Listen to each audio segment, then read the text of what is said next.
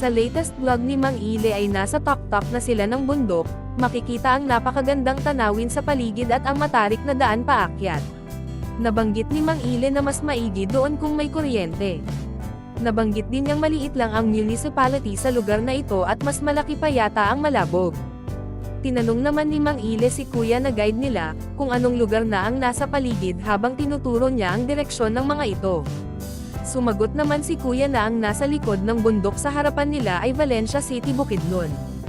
Sa may bandang kaliwa ay San Fernando at sa likod ng bundok bandang kanan ay Malaybalay City, Bukidnon na.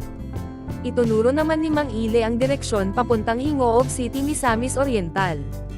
Itunuro din ni Kuyang Guide ang direksyon papuntang Mount Kitanglad. At sinabing kung wala sanang ulap ay makikita nila ang Mount Kitanglad. Nagbibiro pa si Mang Ile na binigyan pa sila ng manok, yun pala ay nilagang hinog na saging ang binigay sa kanila.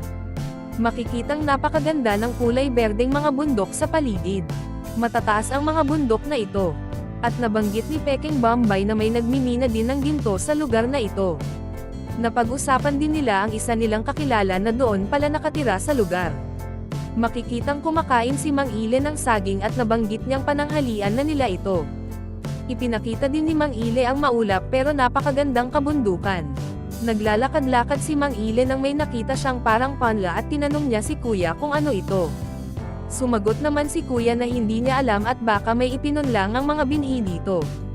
Nabanggit din ni Mang Ile na may pamahiin ang mga nakatira sa lugar na ito. May mga ritual silang ginagawa sa tribo. Mga ritual sa kalikasan na nakasanayan na nila mula sa mga ninuno nila. Mga paniniwala tulad ng may tagabantay ng kalikasan. May nakita namang ali si Mang Ile sa kanyang paglalakad at tinanong niya ito kung anong bundok yung tinuturo niya. Sumagot naman si ate na Mount Pindalasa. Ipinakita din ni Mang Ile ang paraan ng mga katutubo paano lagyan ng harang yung mga tanim nila para hindi makain o masira ng mga hayop sa paligid. Ipinakita din ni Mang Ile ang driver na kasama nila. Nabanggit din ni Mang Ile na half Bisaya at half Umayamnan si Kuya.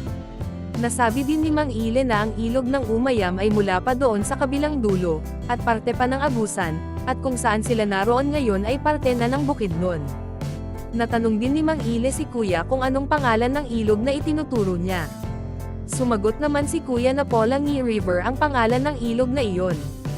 Natanong din ni Mang Ile kung anong tribo ang nakatira doon. Sumagot naman si Kuya na halo na ang nandoon, may mga Bisaya, Umayamnan at Haygonan. Nabanggit din ni Mang Ile kay Kuya na kadalasan sa mga tribo ay nakabasi ito sa ilog o sapa.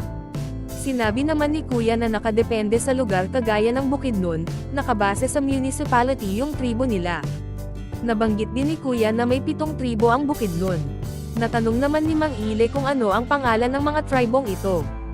Sumagot naman si Kuya na, Umayamnan, Higawnan, Matigsalog at nakalimutan na ni Kuya ang iba kaya binanggit ni tatay na nasa loob ng kubo yung iba, kaso may nabanggit si tatay na hindi kasali sa tribo yung Agasanan, kaya ako na lang ang magsasabi para makumplito ang 7 tribo ng Bukidnon.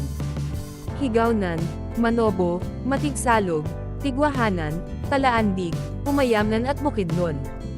Nabanggit din ni Mang Ile na napakalawak ng Bukidnon. Itunuro ni Mang Ile ang area kung saan ang lugar ng Kabanglasan. Itinuro pati ni Mang Ile si nanay na nagpapahinga sa loob ng kubo. Itinuro ni Mang Ile ang mga direksyon ng iba't ibang lungsod at syudad ng Bukidnon. Malaybalay City, Valencia City, Municipality of Cabanglasan and Municipality of San Fernando.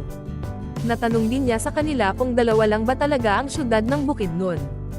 Sumagot naman si tatay na oo pero malapit na ding maging city ang munisipyo ng Maramag. Ipinakita din ni Mang Ile ang batang nagduduyan sa loob ng bahay nila at si ateng nasa pintuan. Natanong din ni Mang Ile si Kuya kung nakabili ba ito ng bigas. Sumagot naman si Kuya na mamaya pa siguro at mamaya pa siya bababa. Ipinakita din ni Mang Ile ang mga alagang manok ni Kuya at sinabi niyang ang lalaki ng mga manok. Pauwi na nga sila Mang Ile kasama ang PB team. Itunuro naman ni Mang Ile ang bundok na sinasabi ni Kuya na kasama nila kanina na bulkan, kaso nga lang nakalimutan ni Mang Ile ang pangalan nito. Makikita naman si Sir Paul na kumakain ng saging at nalito pa kung saging o balanghoy ang kinakain niya. Nagbibiroan at kumakanta pa sina Sir Paul at Mang Ile habang naglalakad pababa ng bundok. Itunuro ni Mang Ile kung saan nila iniwan ang sasakyan nila. At sinabing i-update na lang siya pagdating doon at sila ay sasakay pa ng motor pabalik doon.